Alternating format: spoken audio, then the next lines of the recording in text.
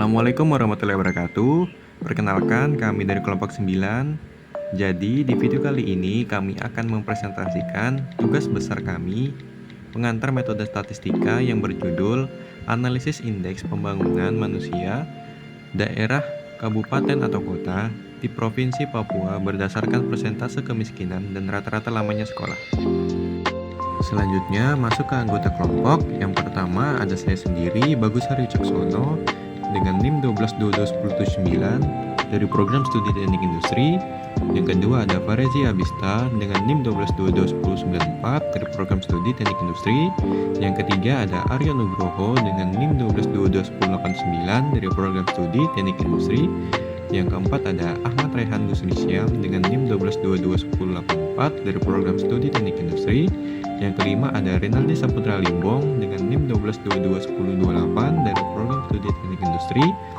Yang keenam ada Muhammad Rafli Dwi Dava dengan NIM 12221069 dari Program Studi Teknik Industri. Yang terakhir ada Zaki Ulwan Nurfadilah dengan NIM 03221005 dari Program Studi Teknik Mesin. Adapun outline pada presentasi kali ini, yang pertama ada latar belakang, yang kedua ada rumusan masalah, yang ketiga ada tujuan penelitian, yang keempat ada pengolahan data, yang kelima ada kesimpulan, dan yang terakhir ada saran. Oke, masuk ke bagian latar belakang. Tiap daerah Indonesia memiliki Indeks Pembangunan Manusia atau IPM, indikator statistik yang digunakan oleh PBB untuk mengukur perkembangan kualitas hidup dan kesejahteraan manusia dalam suatu negara. IPM bertujuan memberikan kewenangan kepada pemerintah daerah untuk memenuhi harapan hidup yang panjang, akses pendidikan yang baik, dan taraf hidup yang layak untuk masyarakat daerah tersebut. Papua sendiri memiliki IPM yang relatif rendah dibandingkan dengan provinsi lain yang ada di Indonesia. Faktor-faktor seperti kurangnya akses terhadap pendidikan, fasilitas kesehatan yang terbatas, kesenjangan ekonomi, dan konflik sosial telah berkontribusi pada kondisi ini. Papua memiliki tantangan khusus dalam pembangunan manusia karena geografinya yang terpencil, keberagaman budaya, dan kompleksitas masalah sosial politik. Konflik dan ketegangan antara kelompok-kelompok etnis serta masalah hak asasi manusia telah mempengaruhi pembangunan di daerah tersebut. Baik, lalu selanjutnya ada rumusan masalah, yaitu bagaimana karakteristik dari data Indeks Pembangunan Manusia Kabupaten atau Kota di Provinsi Papua dengan persentase kemiskinan kabupaten atau kota di Provinsi Papua dan rata-rata lamanya sekolah kabupaten atau kota di Provinsi Papua. Lalu yang kedua, bagaimana relasi antara Indeks Pembangunan Manusia di Provinsi Papua dengan persentase kemiskinan di Provinsi Papua dan rata-rata lamanya sekolah.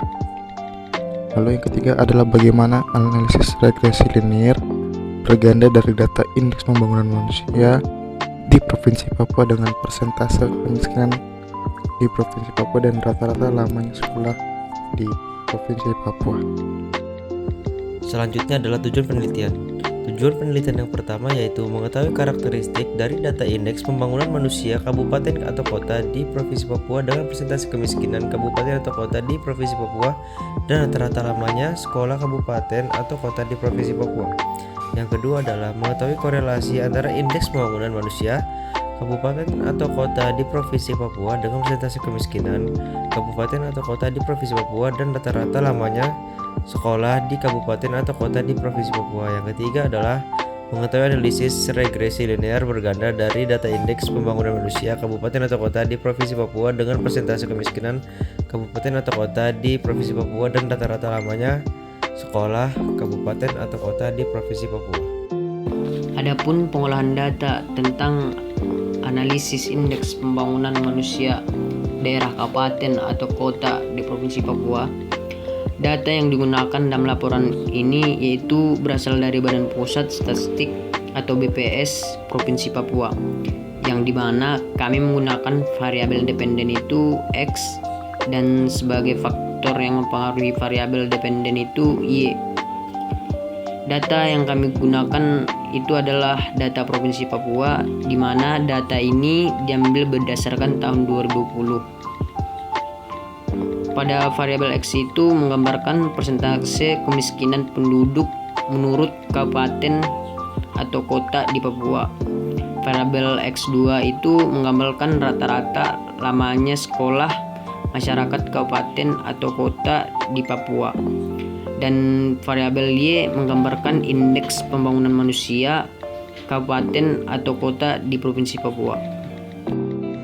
Masuk ke analisis korelasi, di mana analisis korelasi adalah metode statistika untuk mengukur hubungan antara variabel-variabel rumus. Adapun rumus persamaan korelasi yaitu R sama dengan N dikali dalam kurung sigma XY dikurang sigma X dikali sigma Y per akar pangkat N dikali sigma X kuadrat dikurang sigma X kuadrat dikali N dikali sigma Y kuadrat dikurang sigma Y kuadrat. Dalam rumus tersebut N adalah jumlah sampel data, lalu sigma X adalah jumlah nilai X, dan sigma X kuadrat adalah nilai X yang dikuadratkan dan dijumlahkan. Lalu ada sigma X2 adalah jumlah nilai X yang dikuadratkan, sigma XY adalah jumlah hasil perkalian setiap nilai XY adalah jumlah nilai Y, dan Y kuadrat, sigma Y kuadrat adalah nilai yang Y yang dikuadratkan dan dijumlahkan, dan sigma Y2 adalah penjumlahan nilai Y yang dikuadratkan.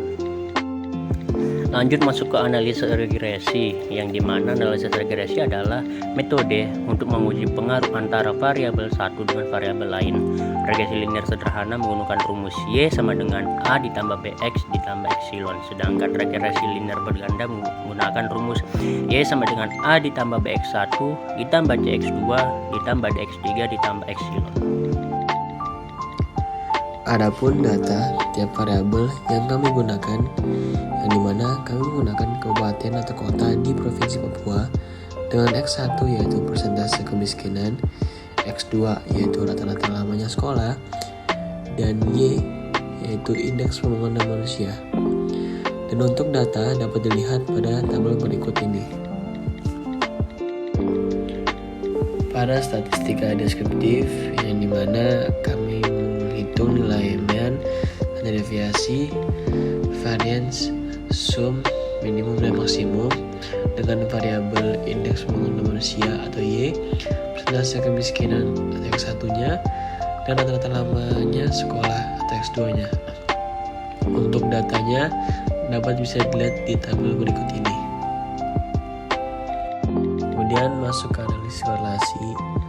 Nah, bisa dilihat ya di diagram plot yang nomor 1 di sebelah kiri menjelaskan tentang hubungan korelasi antara persentase kemiskinan dan indeks pembangunan manusia atau IPM, yang menjelaskan bahwa keduanya itu memiliki hubungan linear yang berbanding lurus.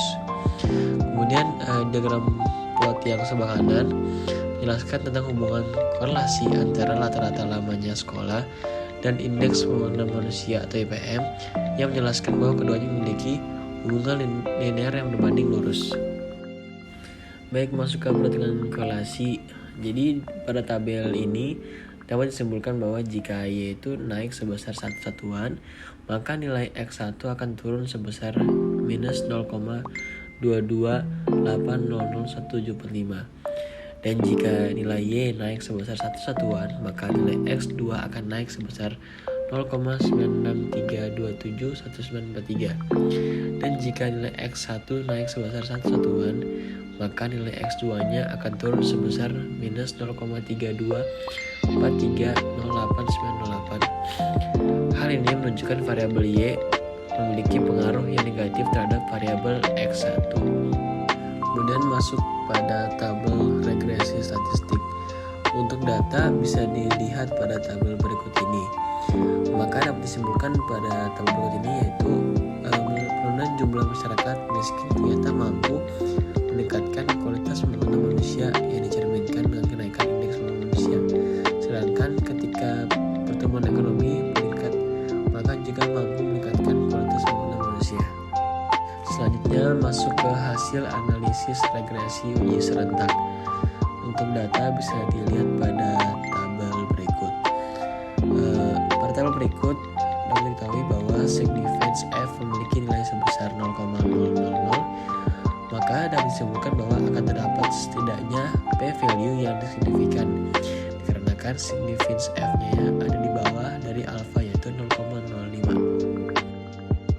Kemudian hasil analisis regresi uji parsial pada tabel berikut ini dapat dikatakan bahwa indeks pembangunan manusia daerah memiliki nilai p-value 0,000 lebih kecil dari 0,05 sehingga mendapatkan hasil keputusan tolak H0, artinya ada hubungan yang signifikan terhadap model.